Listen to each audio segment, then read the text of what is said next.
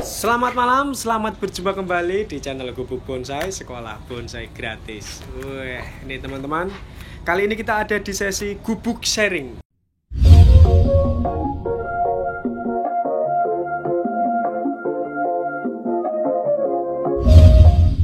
Iya, kita akan ngobrol, sharing, dan mengupas tuntas soal isu-isu bonsai. Dan ini saya sudah ditemani dengan ahlinya, Dokter Bonsai. Lagi-lagi kita bertemu dengan Mas David. Mas David, terima kasih banyak loh sudah meluangkan waktu dari kemarin-kemarin sampai malam. Ini saya ngerepotin banget. Iya, teman-teman. Bapak, sama-sama. Terima kasih sekali, luar biasa. Dan juga mengucapkan terima kasih sama beliau ini, teman Mas, yang sudah menyediakan tempat ya. Cakep banget, luar biasa banget. Ini kan didukung lokasinya luar biasa ya teman-teman ya. Benar-benar kesempatan langka. Jadi gini Mas, oke, ada isu pertama yang sempat meresahkan teman-teman juga.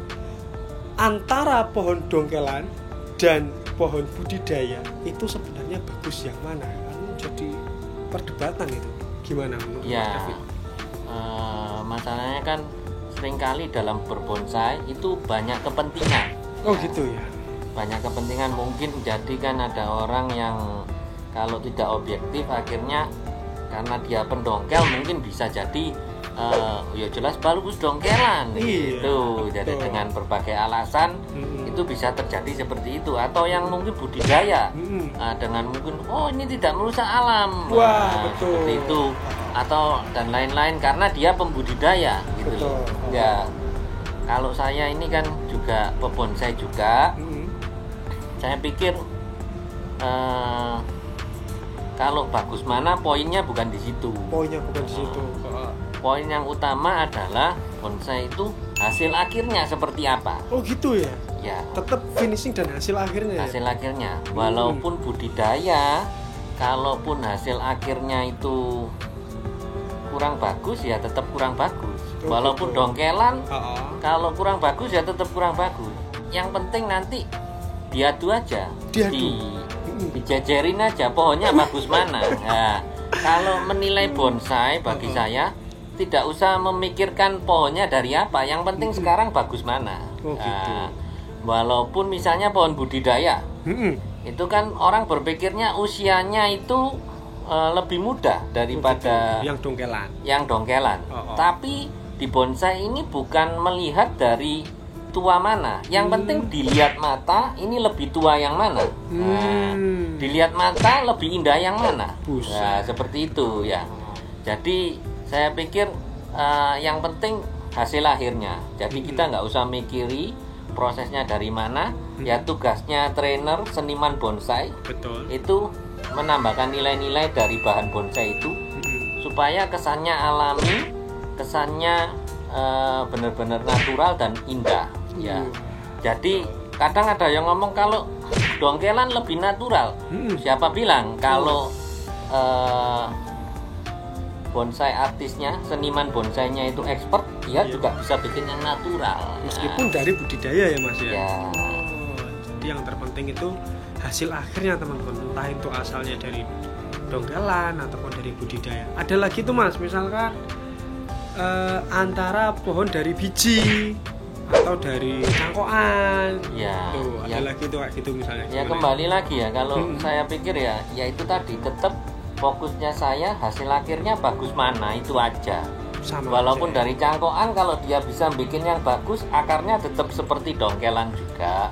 Jadi, alami juga. Itu tidak dipermasalahkan nanti di penjurian Mas. Kalau sudah benar-benar bagus, orang akan sulit membedakan. Ini gitu. Dari biji atau dari dongkelan, ini dari cangkokan atau dari biji, itu akan sulit membedakan. Nah, itu kalau benar-benar pohonnya bagus akan seperti itu. Saya pikir ada keunggulannya ya. Mungkin kalau dari biji tadi tidak merusak alam, terus kita bisa desain awal dari kecil ini mau dibentuk seperti apa semau-mau kita. Ya, seperti itu. Tapi kalau saya pikir itu juga ada kekurangannya, membutuhkan waktu jauh lebih lama. Nah, misalnya kita pohon dari alam, dari dongkelan, itu pohonnya sudah dapat lumayan besar ya. Nah, sudah lumayan gede dan biasanya kita carinya otomatis dongkelan ya jangan sembarang dongkel gitu loh. Bagi saya pribadi memang kita ngambil mengurangi ya dari alam itu ya. Tapi kalau bagus dan bermanfaat, ada nilai ekonomisnya, berguna buat keluarga kalian, kenapa enggak? Wah, betul. Nah, tapi jangan sampai kalian dongkel, ternyata enggak laku, merusak alamnya, rusak, kalian enggak dapat keuntungan apa-apa. Nah, itu sayang bagi saya.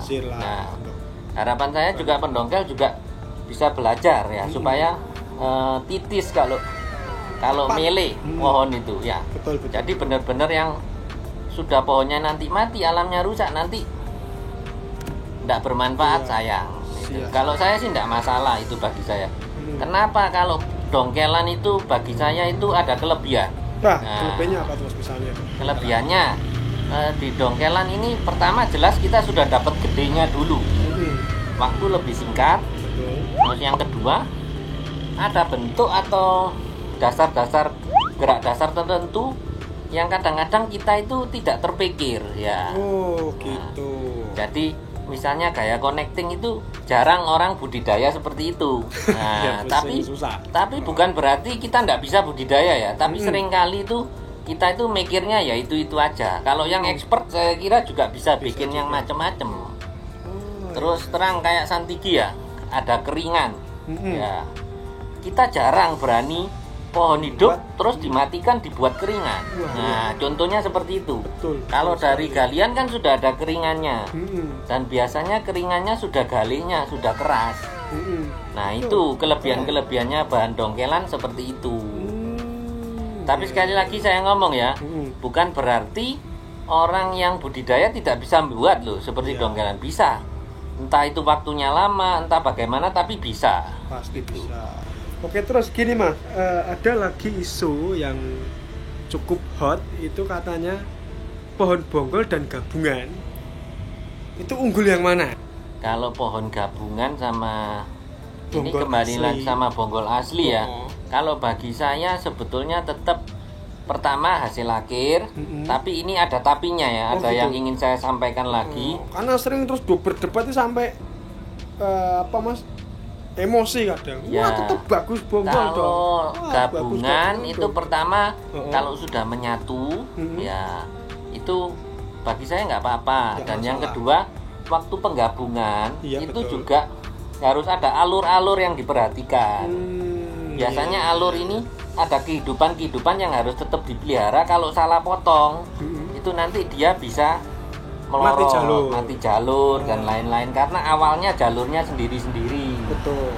Nah itu kalau yang bikin pohon dari gabungan itu pintar, nanti itu dia bisa memindahkan alur-alur yang tadi pisah ini, nanti di atas itu bisa nyedot jadi satu. Nah, tapi endingnya nanti Mas, dia kalau benar-benar udah nyatu itu apa ya sama aja kayak kalau bonggol. bisa mindah jalurnya bagus, terus ada kayak kehidupan memelihara masing-masing alur itu dengan baik, saya kira tidak ada masalah, tinggal bagus mana aja. Oke.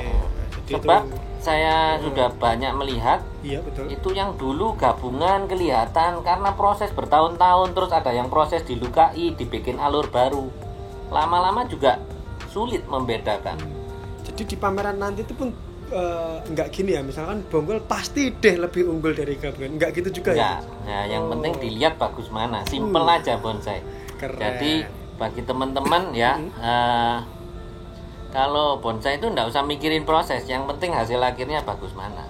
Endingnya kita adu karya, mana yang lebih indah, lebih eksotis. Enggak apa-apa, boleh mau dari biji, mau dari cangkokan, mau dari dongkelan, enggak masalah. Mau gabung, mau pohon satu, mau gaya apa, ya nanti dilihat aja bagus mana, simple kok.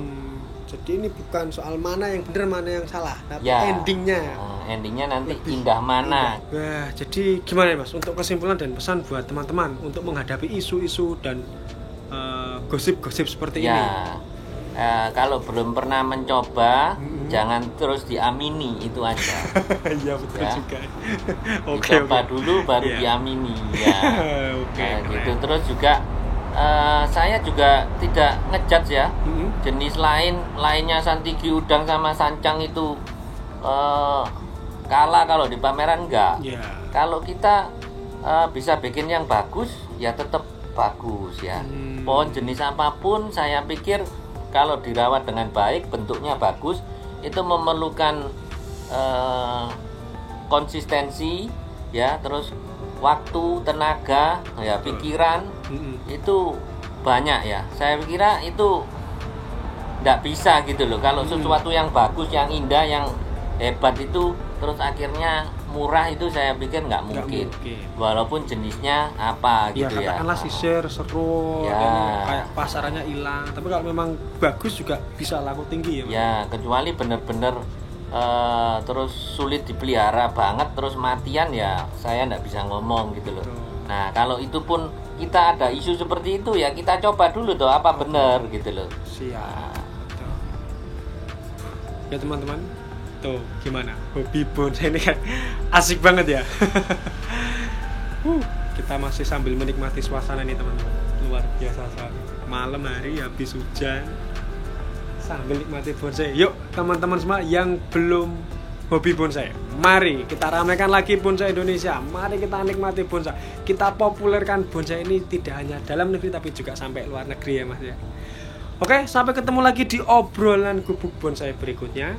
Sampai ketemu lagi teman-teman. Gubuk Bonsai, sekolah bonsai gratis.